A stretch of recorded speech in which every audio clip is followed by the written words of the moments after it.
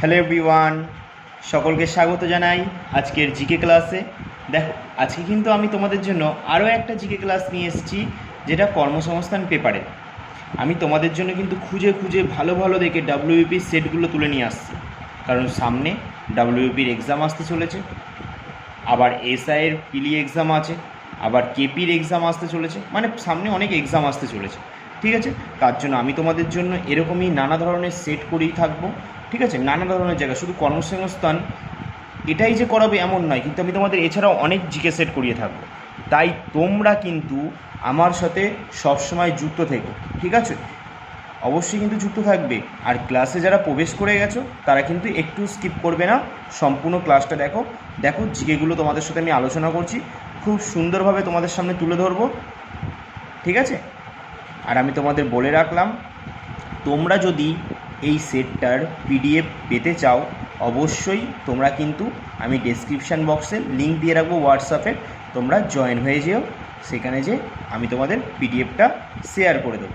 ঠিক আছে, তোমরা কিন্তু অবশ্যই জয়েন হয়ে যাবে। চলো তাহলে এবার শুরু করি ক্লাসটা। আর ক্লাসটা তোমাদের কেমন লাগবে বা কেমন লাগলো শেষে যে আমাকে অবশ্যই একটা কমেন্টে বলো যে দাদা ভালো হয়েছে, দাদা খারাপ হয়েছে, খারাপ হলে খারাপ, ভালো হলে ভালো।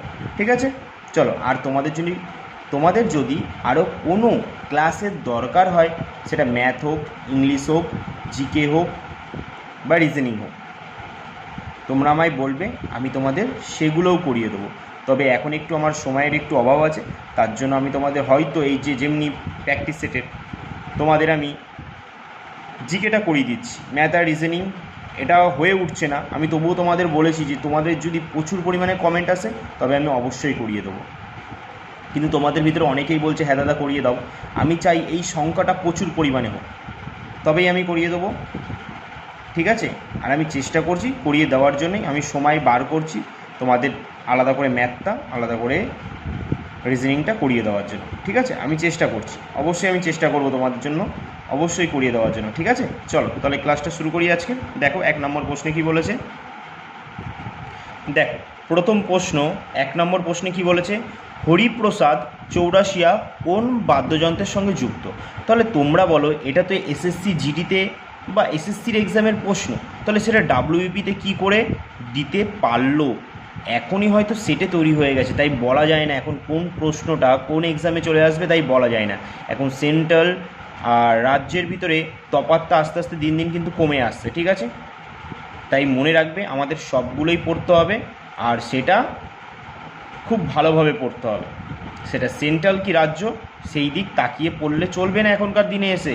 এটা 2018 সাল নয়, এটা 2025 সাল। তাই তোমরা মনে রাখবে যে আমাদের সব কিছু পড়তে হবে, খুঁটিয়ে খুঁটিয়ে পড়তে হবে। প্রথম প্রশ্নটা থেকেই সেটা তোমরা বুঝতে পেরেছো, আশা করি এটা তো সবাই পারবে, খুব কমন প্রশ্ন। হরিপ্রসাদ চৌরাশিয়া কোন বাদ্যযন্ত্রের সঙ্গে যুক্ত? বলো, বাঁশি, শারদ, তবলা না সেতার?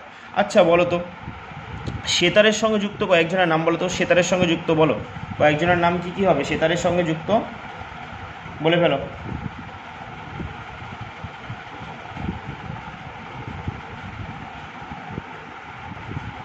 মনে পড়ছে সেতারের সঙ্গে যুক্ত কয়েকজনের নাম? আচ্ছা আমি বলছি শোনো।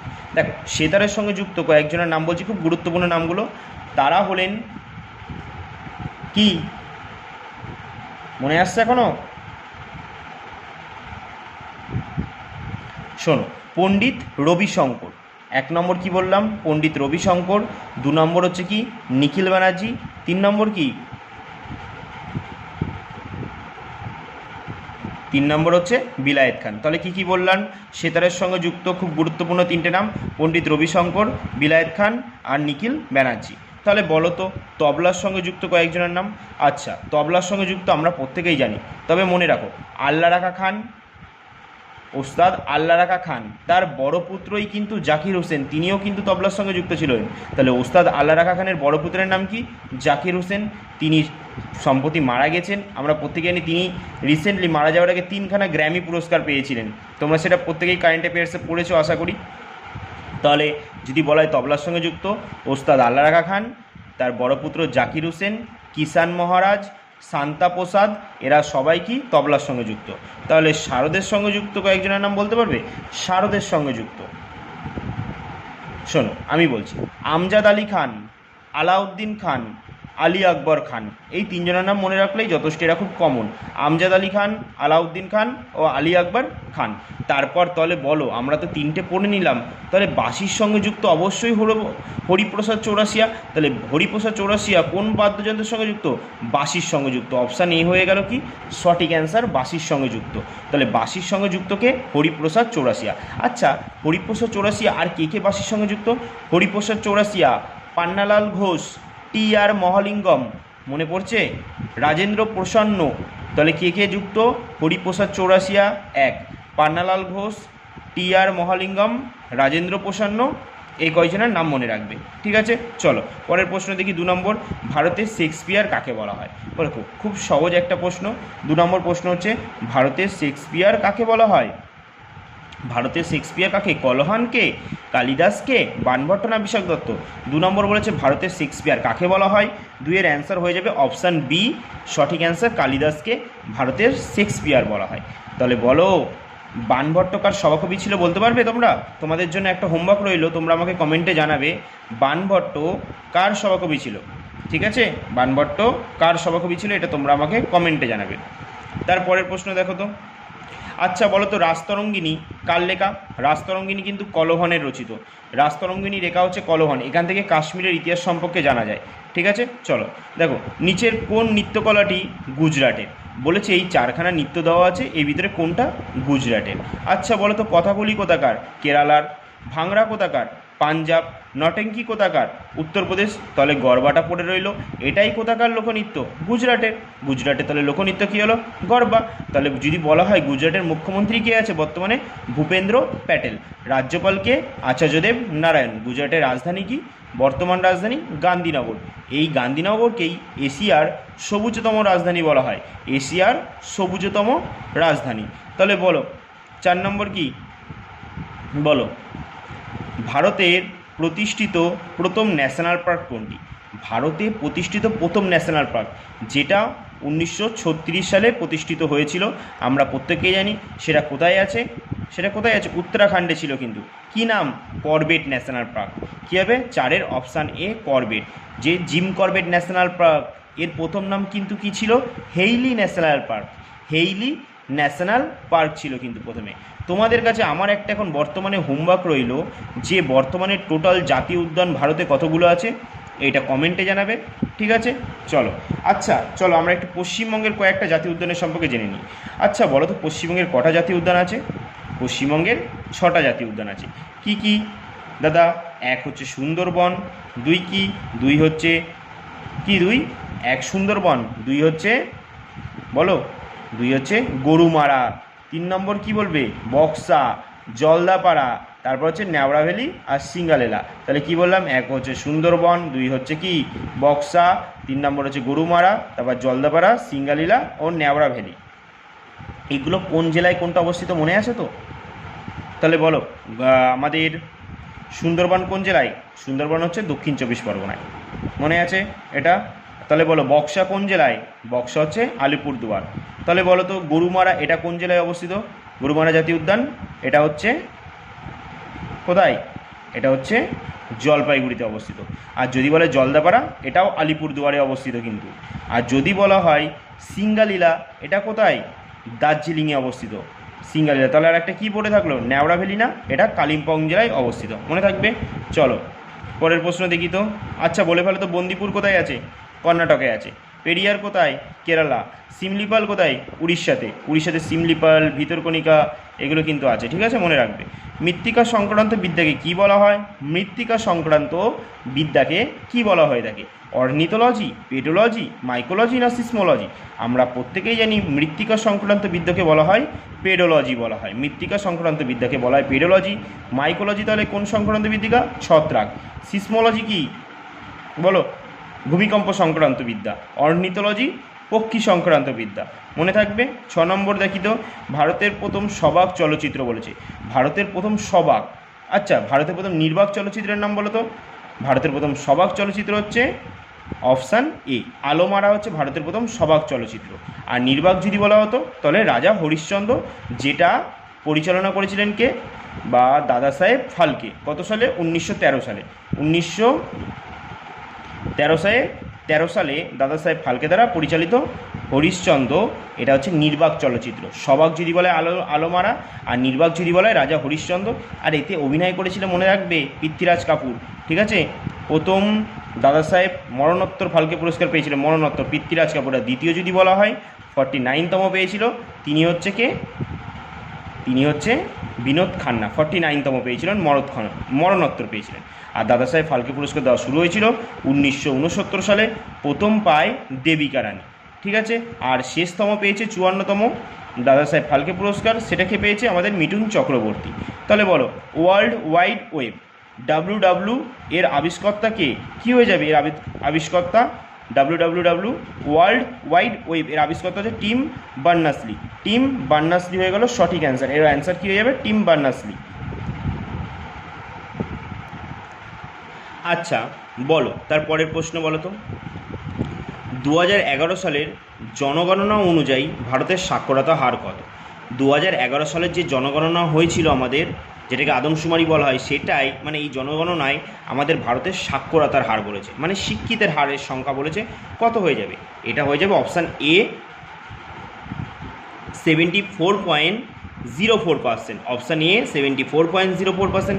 আর যদি বলা হয় সবথেকে বেশি সাক্ষরতা যুক্ত রাজ্য কোনটা? কেরালা। কত? 93.9%। আর সবচেয়ে কম হচ্ছে বিহার, 65.67%। 65.67%, এটা হচ্ছে বিহার। আর যদি বলে আমাদের পশ্চিমবঙ্গের সাক্ষরতাটা কত, দেখবে অনেক জায়গায় থাকে হচ্ছে 76.26%, কিন্তু আবার অনেক সময় দেখবে পরীক্ষার সময় আমাদের অ্যান্সারে দেয় 77.07%। ঠিক আছে, দেখবে যেটা আছে অবশ্যই সেটা দেবে। ঠিক আছে, বেশিরভাগ এটাই থাকে, এটাই মেরে আসবে, কোনো অসুবিধা নেই। এবার বলে ফেলো তো, 2011 সালের জনগণনার সময় জনগণনার যিনি চেয়ারম্যান ছিলেন, তিনি নাম কি? ওনার নামটা কি মনে পড়ছে? সি চন্দ্রমৌলি। আর 2011 জনগণনার আমাদের যে ট্যাগলাইনটা ছিল, ওটার নামটা কি? Hour census our future. Hour census our future. 9 নম্বর প্রশ্ন শোনো এবার তাহলে। কি বলেছে? গৌতম বুদ্ধ কোথায় নির্বাণ বা দিব্যজ্ঞান লাভ করেছিল? কোথায় নির্বাণ বা দিব্যজ্ঞান, মানে তিনি দিব্যজ্ঞান লাভ করেছিলেন কোথায়? বলে ফেলো। লুম্বিনী, সারনাথ, কুশীনগর না বোধগয়া? কোথায় দিব্যজ্ঞান লাভ করেছিলেন তিনি? 9-এর অপশান ডি। অপশান ডি হচ্ছে সঠিক অ্যান্সার, বোধগয়াতে। আমরা প্রত্যেকেই জানি বোধগয়াতে গৌতম বুদ্ধ দিব্যজ্ঞান লাভ করেছিলেন। দিব্যজ্ঞান লাভ করেছিলেন গৌতম বুদ্ধ। আচ্ছা, কোন গাছের তলায় তিনি দিব্যজ্ঞান লাভটা করেছিলেন বলতে পারবে?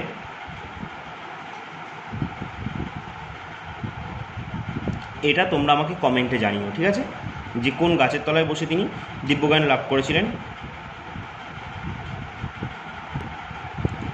আচ্ছা বলো তো, গৌতম বুদ্ধ গৃহত্যাগকে কি বলা হয়? গৌতম বুদ্ধের গৃহত্যাগকে বলা হয় মহাভিনিষ্ক্রমণ। গৌতম বুদ্ধের গৃহত্যাগকে বলা হয় মহাভিনিষ্ক্রমণ। আর গৌতম বুদ্ধ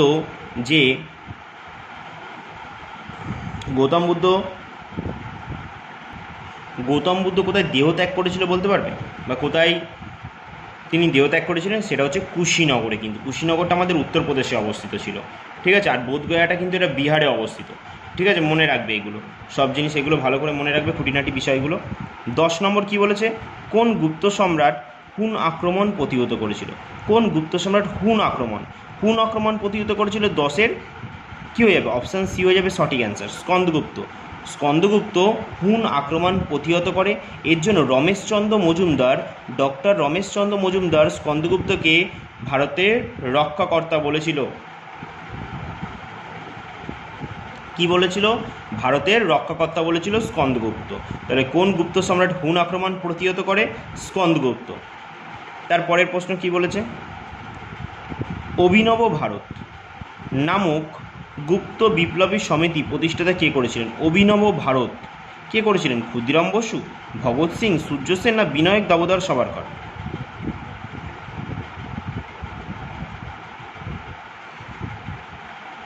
তাহলে অভিনব ভারত নামক গুপ্ত বিপ্লবী সমিতি প্রতিষ্ঠাতা করেছিলেন, ইনি হচ্ছেন অপশান ডি, বিনায়ক দামোদর সাভারকর। আমরা প্রত্যেকেই জানি। আচ্ছা বলো তো, ক্ষুদিরাম বসুর কত সালে ফাঁসি হয়েছিল? ক্ষুদিরাম বসুর ফাঁসি হয়েছিল 1908 সালে, মনে রাখবে, হ্যাঁ বলে দিচ্ছি, 1908 সালে 11ই আগস্ট। তাহলে এবার ভগৎ সিংয়ের ফাঁসি হয়েছিল কত সালে? ভগৎ সিংয়ের হয়েছিল, ভগৎ সিংয়ের একা হয়নি, ভগৎ সিংয়ের সাথে হয়েছিল সুখদেব, রাজনারায়ণ গুরু, তিনজনের মতো হয়েছিল, সুখদেব, রাজনারায়ণ গুরু, ভগৎ সিং। এদের ফাঁসি হয়েছিল 1931 সালে 23শে মার্চ। আর যদি বলে মাস্টারদা সূর্য সেনের 1934 সালে 12ই জানুয়ারি তার ফাঁসি হয়েছিল। ঠিক আছে, তারপরে দেখো তো 12 নম্বর, টোডা উপজাতি কোথায় দেখতে পাওয়া যায়? টোডা, আচ্ছা তার আগে বলে টোটো, টয়কার, টয়কারে টো, টোটো উপজাতি কোথায় দেখতে পাওয়া যায়? টোটো উপজাতি দেখতে পাওয়া যায় আলিপুরদুয়ারে। আর টোডা বললে হয়ে যাবে নীলগিরি পর্বতে, টোডা বললে কি হয়ে যাবে? নীলগিরি পর্বতে হয়ে যাবে সঠিক অ্যান্সার, নীলগিরি পর্বতে, নীলগিরি পর্বতে। আচ্ছা, পূর্বঘাট আর পশ্চিমঘাটের মিলনবিন্দুকে কী বলে? নীলগিরি পর্বত। নীলগিরি পর্বতের সর্বোচ্চ শৃঙ্গ কি? দোদাবেতা, যার উচ্চতা কত? 2637। আর পুরো দক্ষিণ ভারতের সর্বোচ্চ শৃঙ্গ বললে আনাইমুদি, 2600 কত? 2695। 13 নম্বর, কপিলধারা জলপ্রপাত কোন নদীতে আছে? কপিলধারা জলপ্রপাতটাকে কোন রাজ্যে আছে এটা বলো। কপিলধারা জলপ্রপাত আছে মধ্যপ্রদেশ রাজ্যে। এটা কোন নদীতে আছে? কপিলধারা জলপ্রপাতটা নর্মদা নদীর ওপরে আছে। কপিলধারা জলপ্রপাত কোন নদীর ওপরে আছে? নর্মদা নদীর ওপরে আছে। আচ্ছা, নর্মদা নদীর উৎপত্তিস্থল কোথায়? মহাকাল পর্বতের অমরকণ্টক শৃঙ্গ থেকে উৎপত্তি লাভ করেছে। আর পশ্চিম দিকে প্রবাহিত সব থেকে দীর্ঘতম নদী হচ্ছে নর্মদা নদী। নর্মদা আর তাপ্তি নদীকে যমজ নদী বলা হয়। এরা কি করেছে? গোস্ত উপত্যকার মধ্যে দিয়ে প্রবাহিত। ঠিক আছে, আর তাহলে বলে ফেলো তো আমাদের ভারতের সর্বোচ্চ জলপ্রপাতের নাম কি? সেটা হচ্ছে কুঞ্চিকল জলপ্রপাত, যেটা কর্ণাটকে আছে। কোন নদীর ওপরে? বরাহি নদীর ওপরে, এটা বরাহি নদীর ওপরে আছে। আর ভারতের নায়াগ্রা বলা হয় চিত্রকূট জলপ্রপাতকে, যেটা আমাদের ছত্তিশগড় রাজ্যে আছে। এটা কোন নদীর ওপরে আছে? ইন্দ্রাবতী নদীর ওপরে আছে। গোদাবরীর একটা উপনদী ইন্দ্রাবতী, সেই ইন্দ্রাবতী নদীর ওপরে আছে। এটা 30 মিটার উচ্চতা বিশিষ্ট। আর আমাদের ভারতের সবথেকে চওড়া জলপ্রপাত ভারতের নায়াগ্রা। আর যদি সত্যিকারের তোমরা যদি বলো যে আসল নায়াগ্রা জলপ্রপাত, সেটা কোন দেশে আছে? সেটা আমেরিকা ও কানাডার সীমান্তে অবস্থিত আছে, সেন্ট লরেন্স নদীর ওপর। তারপরে দেখো তো 14 নম্বর কি বলেছে? শিলং শহর অবস্থিত। শিলং শহরটা অবস্থিত নাগা পর্বতে, গারো পর্বতে, খাসি পর্বতে না মিরিক পর্বতে? শিলং শহরটা অবস্থিত কোন পর্বতে?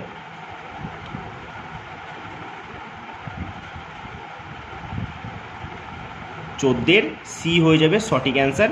এটা খাসি পর্বতে অবস্থিত, খাসি পর্বতে অবস্থিত শিলং শহরটা। খুব ভালো প্রশ্ন, ঠিক আছে। এটা শিলং শহরটা কোন পর্বতে অবস্থিত? খাসি পর্বতে অবস্থিত। শিলং কার রাজধানী? মেঘালয়ের রাজধানী। মেঘালয়ের মুখ্যমন্ত্রীকে কনরাড সাংমা, রাজ্যে বলা হচ্ছে বিজয় শঙ্কর। এছাড়া মনে রাখবে যে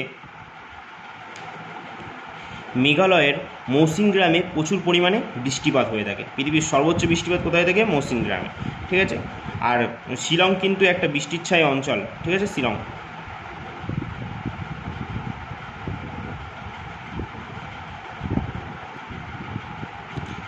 দেখো 15 নম্বর প্রশ্ন কি বলেছে? জজিলা পাস যুক্ত করেছে। জজিলা পাসটা আছে কোথায় আগে বলো। আগে জম্মু কাশ্মীরে পড়তো, যখন পুরো জম্মু কাশ্মীরটা একটাই ছিল, কিন্তু হ্যাঁ এখন তো আর জম্মু কাশ্মীর এক নেই। এটা লাদাখ ও জম্মু কাশ্মীর এই দুখানা ইউনিয়ন টেরিটরিতে বিভক্ত হয়ে গেছে। তাই এখন জজিলা পাসটা না লাদাখেই পড়ে, লাদাখের মধ্যেই জজিলা পাসটা পড়ে। তাহলে বলো জজিলা পাস কোন দুটো জায়গাকে যুক্ত করেছে? জজিলা পাস যুক্ত করেছে অপশান সি, লাদাখ আর শ্রীনগরকে যুক্ত করেছে। জজিলা পাস যুক্ত করেছে লাদাখ ও শ্রীনগরকে, লাদাখ ও শ্রীনগরকে যুক্ত করেছে কে? জজিলা পাস। আর যদি বলা হয় নাতুলা পাস কোথায় অবস্থিত? নাতুলা পাস সিকিমে আছে। জেলেব্রা পাস যদি বলা হয় এটাও সিকিমে আছে, মনে থাকবে। রোটাং পাস কোথায় অবস্থিত? রোটাং পাস হিমাচল প্রদেশ। আর যদি বলে বোমডিলা পাস অরুণাচল প্রদেশে। তারপরে দেখো 16 নম্বর কী বলেছে? সংবিধান সংশোধনের অধিকার হলো আইনগত অধিকার, সাংবিধানিক অধিকার, মৌলিক অধিকার না জন্মগত অধিকার? সংবিধান সংশোধনী অধিকারের কথা এটা কত নম্বর ধারায় বলা হয়েছে?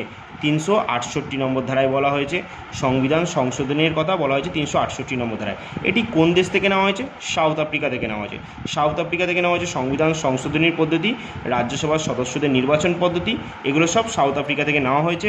আর যদি বলা হয় কি যে এটা কোন ধরনের অধিকার।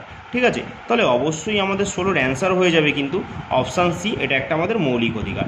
সংবিধান সংশোধনের অধিকার হচ্ছে একটা মৌলিক অধিকার, এটা আমরা প্রত্যেকে জানি। 16-র সি হয়ে গেল সঠিক অ্যান্সার। তারপরে দেখো তো 17 নম্বর কী বলেছে, সালোক সংশ্লেষে অক্ষম উদ্ভিদ। আচ্ছা, প্রথমে বলো সালোক সংশ্লেষে সক্ষম দুটো প্রাণীর নাম। একটা হচ্ছে কি ইউগ্লিনা আর একটা হচ্ছে ক্রাইসামিবা। একটা ইউগ্লিনা, একটা হচ্ছে ক্রাইসামিবা। তাহলে সালোক সংশ্লেষে অক্ষম উদ্ভিদের নাম কি? ওটা প্রাণী ছিল কিন্তু, হ্যাঁ, সালোক সংশ্লেষ সক্ষম প্রাণী যদি বলা হয় তাহলে ইউগ্লিনা আর ক্রাইসামিবা। আর সবথেকে সালোক সংশ্লেষ বেশি হয় কোন গাছে বলতে পারে? কোন মানে একটা শৈবাল, এটা হচ্ছে একটা শৈবাল কিন্তু, যেটা মহাকাশে প্রচুর পরিমাণে যারা নিয়ে যাওয়া হয়। ঠিক আছে, ক্লোরেলা নামক উদ্ভিদে সালোক সংশ্লেষ প্রচুর হয়। তাহলে আমাকে বলেছে সালোক সংশ্লেষ অক্ষম উদ্ভিদ হলো কোনটা? অক্ষম উদ্ভিদ 17 সি স্বর্ণলতা। স্বর্ণলতা হয়ে যাবে সঠিক অ্যান্সার, স্বর্ণলতা হয়ে যাবে সঠিক অ্যান্সার। ঠিক আছে, তারপর দেখো তো 18 নম্বর প্রশ্ন কী বলেছে, দন্ত চিকিৎসকেরা কোন ধরনের লেন্স ব্যবহার করেন? দন্ত চিকিৎসকেরা কোন ধরনের লেন্স ব্যবহার করে থাকে বলো? দন্ত চিকিৎসারা আমরা প্রত্যেকেই পড়েছি, এটা প্রচুর পরিমাণে পড়েছি। কী হয়ে যাবে? Option A, option B, option C না অপশান ডি? অপশান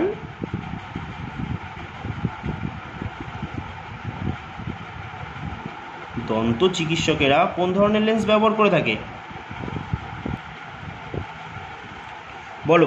দন্ত চিকিৎসকেরা কোন ধরনের লেন্স ব্যবহার করে? কী হবে? অবতল লেন্স, সমতল লেন্স না অবতল লেন্স না উত্তল লেন্স? এটা হয়ে যাবে অপশান এ, অবতল লেন্স। আমরা প্রত্যেকেই জানি দন্ত চিকিৎসারা দাঁতকে একটু বড় বড় আকারে দেখানোর জন্য, মানে দেখার জন্য অবতল লেন্স ব্যবহার করে থাকে। বুঝেছ? আচ্ছা, 16 নম্বর প্রশ্নটা না আমার নিয়ে একটু, 16 নম্বর প্রশ্নটা কী বলেছে, সংবিধান সংশোধনের অধিকার হলো আইনগত অধিকার, সাংবিধানিক অধিকার, মৌলিক অধিকার, জন্মগত অধিকার। এটা কী হবে গো? এটা কি সাংবিধানিক অধিকার হবে না মৌলিক অধিকার হবে? ঠিক আছে, তোমরা এটা আমাকে কমেন্টে জানাবে। ঠিক আছে, তোমাদের জন্য একটা জিনিস আমি ছেড়ে গেলাম যে কি হবে। দুখানা অপশান না, পুরো কাছাকাছি অপশান, কিন্তু এদের ভিতর সবথেকে সঠিক অ্যান্সার কোনটা হবে তোমরা আমাকে অবশ্যই এটা জানাবে। ঠিক আছে, সংবিধান সংশোধনের অধিকার হলো সাংবিধানিক অধিকার না মৌলিক অধিকার? অবশ্যই সংবিধান সংশোধনের অধিকার কাদের হাতে থাকে? শুধুমাত্র সংসদ যারা, তাদের হাতেই থাকে। সংসদরাই সংবিধান সংশোধন করতে পারে। তাহলে বলে ফেলো যে তোমরা এই দুটোর ভিতরে কোনটা সঠিক অ্যান্সার হবে, সাংবিধানিক অধিকার এটা না মৌলিক অধিকার? ঠিক আছে, তোমাদের জন্য এই প্রশ্নটা আমি একটু ছেড়ে গেলাম, তোমরা আমাকে বলবে, আমি দেখতে চাই তোমাদের অ্যান্সার কী আসছে। খুব ভালো প্রশ্ন তো, তাই আমি তোমাদের জন্য এটা ছেড়ে গেলাম। তাহলে বলো 19 নম্বর কী বলেছে, কোন ধাতব তারের মধ্য দিয়ে কোনো কণার প্রবাহকে তড়িৎ প্রবাহ বলা হয়? কোন ধাতব তারের মধ্য দিয়ে কোনো কণার প্রবাহকে তড়িৎ প্রবাহ বলা হয়? খুব ভালো প্রশ্ন, খুব ভালো।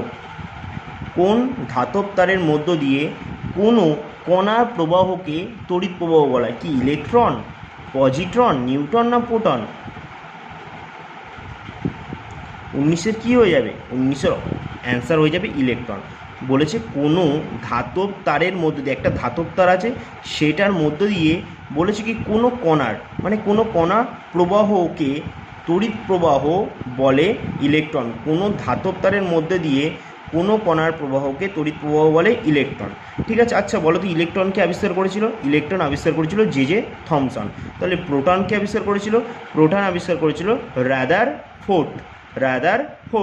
আর নিউটন হচ্ছে স্যাডউইক বা চ্যাডউইক, যেটা অপশানে পাবে। ঠিক আছে, দুটোই এক। 20 নম্বর প্রশ্ন কি বলেছে, কোনো রাসায়নিক পদার্থের দূষণের কারণে মিনামাটা রোগের সৃষ্টি হয়েছে। আচ্ছা, মিনামাটা রোগের সৃষ্টি হয়েছে কোন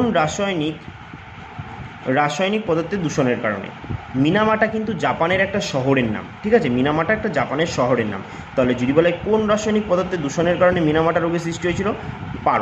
পারদ দূষণের ফলে। তাহলে কী হবে? 20 সি সঠিক অ্যান্সার। 20 সি হয়ে গেল সঠিক অ্যান্সার। পারদ দূষণের ফলে মিনামাটা রোগ হয়েছে। ক্যাডমিয়াম দূষণের ফলে তাহলে কী হয়েছে? ইটাই রোগ হয়েছে। ক্যাডমিয়াম ইটাই মনে থাকবে। আর্সেনিক দূষণের ফলে ব্ল্যাকফুট ডিজিজ। তারপরের প্রশ্ন দেখো কি বলেছে, কোন ধাতুতে ক্লোরোফিল পাওয়া যায়? ক্লোরোফিল পাওয়া যায় কোন ধাতুতে? কী হয়ে যাবে? অপশান সিতে না ম্যাগনেসিয়ামে ক্লোরোফিল পাওয়া যায় তো, ম্যাগনেসিয়ামে। দেখতে পাচ্ছ? আচ্ছা, আমি তুলছি একটু উপরে।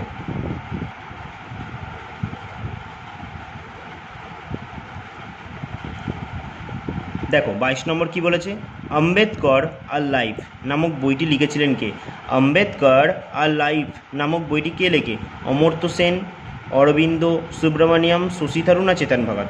আম্বেদকর আর লাইফ বইটি লিখেছিলেন 22-এর অপশান সি হয়ে যাবে সঠিক অ্যান্সার, শশী থারুর। শশী থারুর লিখেছিল। আম্বেদকর, এটা সাইডে স্টার দিয়ে রেখে দাও। আর তোমরা কিন্তু এই প্রশ্নগুলো না খাতায় অবশ্যই টুকে নেবে, ঠিক আছে? টুকে নেবে আস্তে আস্তে করে, সব স্টপ করে করে লিখে লিখে টুকে নেবে। যেগুলো তোমাদের জানা নেই অবশ্যই সেগুলো লিখে নেবে, আর যাদের অনেক জানা নেই তারা সব করাই টুকে নিও, ঠিক আছে? আর অবশ্যই কিন্তু ভালো করে প্র্যাকটিসটা করে নাও আমার সাথে। আর পিডিএফ দরকার হলে অবশ্যই কি করবে? পিডিএফ দরকার হলে অবশ্যই কিন্তু ডেসক্রিপশান বক্সে যাবে, ওখানে হোয়াটসঅ্যাপে লিঙ্ক দেওয়া থাকবে, ওটাতে ঢুকে যাবে, আমি তোমাদের ওখানে পিডিএফটা শেয়ার করে দেবো। তারপরের প্রশ্ন দেখো তো 23, ভারত প্রথমবারের জন্য অলিম্পিকে হকি খেলায় সোনা জেতে কত সালে? ভারত প্রথমবার কিন্তু বলেছে অলিম্পিকে হকি খেলায় সোনা জিতেছিল কত সালে? 1900 কত হয়ে যাবে? 23-এর অপশান বি হচ্ছে সঠিক অ্যান্সার, 1928 সালে। তোমরা জানো না 1928 সালে, 1932 সালে, 1936 সালে পরবার ভারত তিনবার অলিম্পিকে কী পায়? স্বর্ণপদক পায়। কেন পায়? মেজর ধ্যানচাঁদ, মনে আছে? মেজর ধ্যানচাঁদ, ওনার জন্ম কত সালে বলতে পারবে? 1905 সালে। ওনার সময়ই তো 1928, 32, 36, ওনার সময় তো অলিম্পিকের স্বর্ণযুগ বলা হতো। মেজর ধ্যানচাঁদ, ওনার সময়ই তো হকি লিজেন্ড মেজর ধ্যানচাঁদ, ওনার সময়, যার নামে এখন আমাদের রাজীব গান্ধী খেলরত্ন পুরস্কারের নামটা চেঞ্জ করে রাখা হয়েছে, মেজর ধ্যানচাঁদ খেলরত্ন পুরস্কার নামটা রাখা হয়েছে। তাহলে বলো তো প্রাচীন অলিম্পিক শুরু হয় কত সালে? 776 খ্রিস্টপূর্বাব্দে। আর আধুনিক অলিম্পিক যদি বলা হয় কত সালে? 1896 সালে ব্যারেন পিয়ের দ্য কুবারতিন শুরু করেছিলেন আধুনিক অলিম্পিকটা। আর 24 নম্বর দেখো তো, পার্লামেন্টের কোন কক্ষের সভাপতি সেই কক্ষের সদস্য নয়? পার্লামেন্টের কোন কক্ষের সভাপতি সেই কক্ষের সদস্য নয়? বলো, পার্লামেন্টের কোন কক্ষের সভাপতি সেই কক্ষেরই সদস্য নয়? কী হবে এটা? তোমরা বলো। লোকসভায় তো আমরা প্রত্যেকে জানি স্পিকার, অবশ্যই তিনি একজন সাংসদ, কোনো জায়গা থেকে নির্বাচিত হয়ে আসেন। বিধানসভায় তাই, বিধান পরিষদেও কি তাই? তাহলে বলো কোনটাতে তাই না? বলেছে পার্লামেন্টের কোন কক্ষে, পার্লামেন্টের কোন কক্ষে রাজ্য কক্ষের সভাপতি সেই কক্ষের সদস্য নন? 24-এর বি হচ্ছে সঠিক অ্যান্সার, রাজ্যসভার। আমরা প্রত্যেকে জানি না উপরাষ্ট্রপতি কি রাজ্যসভার সদস্য? কখনোই না। কিন্তু পদাধিকার বলে তিনি কিন্তু রাজ্যসভার কিন্তু কি রাজ্যসভার পদাধিকার বলে তিনি কিন্তু রাজ্যসভার কিন্তু চেয়ারম্যান, কিন্তু এটা মাথায় রাখতে হবে কিন্তু, ঠিক আছে?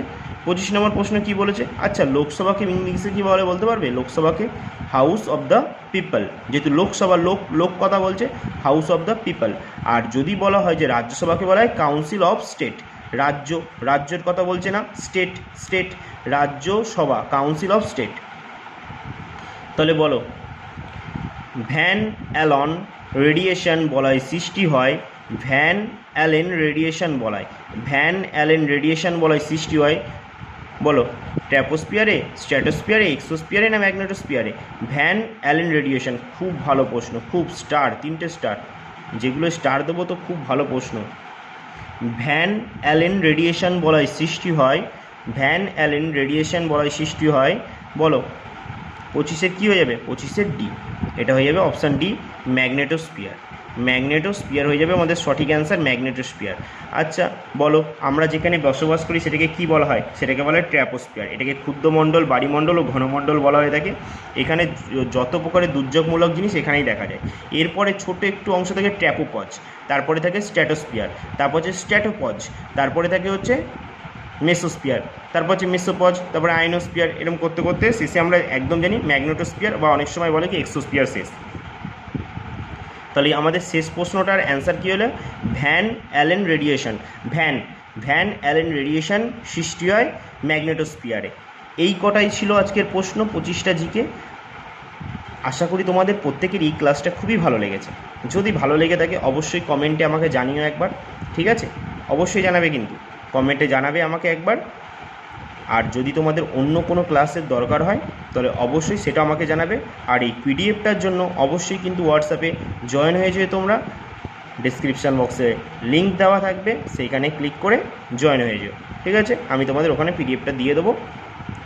সেখানে ম্যাথ রিজনিংগুলো এগুলো তোমরা নিজেরা সলভ করার চেষ্টা করবে। আমি বলে দিচ্ছি, ম্যাথ তো একদম বাচ্চাদের ম্যাথগুলো আছে, আমি দেখেছি।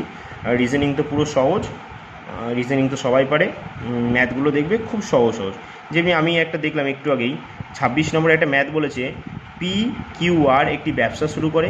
বলেছে কিউ যে পরিমাণ বিনিয়োগ করে পি তার 3 গুণ বিনিয়োগ করে, আর যা বিনিয়োগ করে কিউ তার অংশ বিনিয়োগ করে। বলেছে পি কিউ আর এর মূলধনের অনুপাত জানতে চাইছে একটা অংশীদারি কারবার থেকে। খুব সহজ, 3 গুণ। এই যে 3 গুণ থেকে তোমরা বুঝতেই পারছো যে আরও সহজ জিনিস বলে দিয়েছে, গুণ চলে এসেছে মানে আরও সহজ। তারপরে একটা লাভ ক্ষতির অঙ্ক দেখছি, এরকম করে নানা ধরনের আছে, খুব সুন্দর সুন্দর অঙ্ক আছে, ভালো ভালো অঙ্ক। কোনোটা সহজ, একটু মডারেট এরকম। আর রিজনিং তো পুরো সহজ। তাই তোমরা যদি এগুলো পেতে হয় তবে অবশ্যই হোয়াটসঅ্যাপে জয়েন হয়ে যেও। আর তাহলে এখানেই ক্লাসটা শেষ করছি, দেখা হবে তোমাদের সঙ্গে আরও একটা গুরুত্বপূর্ণ ক্লাসে। ততক্ষণের জন্য সকলকে টাটা।